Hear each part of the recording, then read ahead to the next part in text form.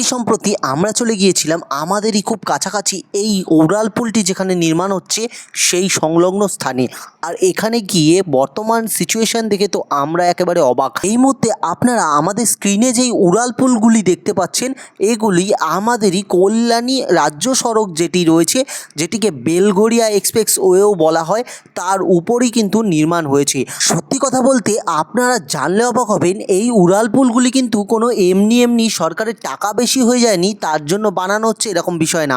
হ্যাঁ, আমাদের কল্যাণীতে যখন এইমসটি চলে এসেছে তারপরেই কিন্তু এই কর্মযজ্ঞ শুরু হয়েছে। আর এই এইমস আসার পরে যাতে এই দিকের কলকাতার লোকজনের এই এইমসে যাওয়ার জন্য আরও সুবিধা হয়ে যায়, তাই এই উড়ালপুলগুলি নির্মাণ হচ্ছে, যেখানে আপনাকে কোনো সিগন্যাল মোড়ে দাঁড়াতে হবে না।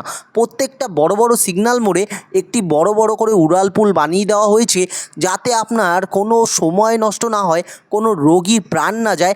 তাই একেবারে সিধা এইমসে পৌঁছানোর জন্যই কিন্তু এই উড়ালপুলগুলি নির্মাণ হচ্ছে। যেমন ধরুন, আপনি যদি কাঁচরাপাড়া কাপা মোড়ের নাম শুনে থাকেন, এই মোড়টি কিন্তু খুবই ব্যস্ত একটি রোড। আর ব্যস্ত এই মোড়টিতে আপনাকে যাতে সময় নষ্ট না করতে হয়, কোনোভাবেই রোগীকে নিয়ে দাঁড়িয়ে না থাকতে হয়, তাই একটি উড়ালপুলের ব্যবস্থা করা হয়েছে, যাতে আপনি একদম সিধা ওখান থেকে উঠে জাগুলি অবধি পৌঁছে যেতে পারেন, সেই ব্যবস্থাই কিন্তু করা হয়েছে। আর এর ফলে কী হবে, আপনার যেই রোগী পরিজন আছে তারা কিন্তু খুব সহজেই এইমসে পৌঁছে যেতে পারবে। মেন লক্ষ্যই কিন্তু তাই। তবে দেখুন, যে কোনো প্রজেক্ট যখন হয়, কেন্দ্র বা রাজ্য কে টাকা দিচ্ছে এইসব নিয়ে কিন্তু একটি বিতর্ক লেগেই থাকে। আর আমার কিছু বন্ধুর তো এসব নিয়ে খুবই মাথা ব্যথা রয়েছে, তাই এর আগে একটি ভিডিও ছাড়তে এরকম কমেন্ট আসছিল। তা আমি তখন আপনাদের সুবিধার্থে, আপনারা যেহেতু জনগণ, আমি জনগণ, আমাদের জানার অধিকার আছে, তাই আমি ইন্টারনেট সার্চ করতে শুরু করলাম যে অরিজিনালি এই রোডটি কারা বানাচ্ছে।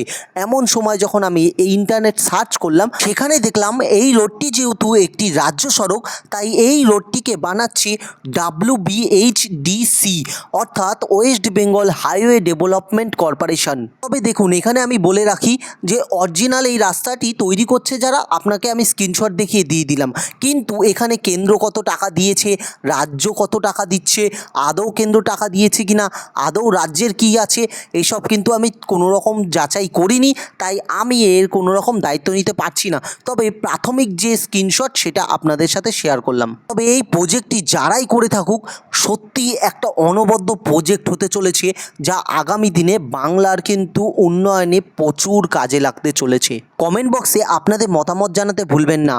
আমাদের চ্যানেলটি ফলো বা সাবস্ক্রাইব করে দেবেন।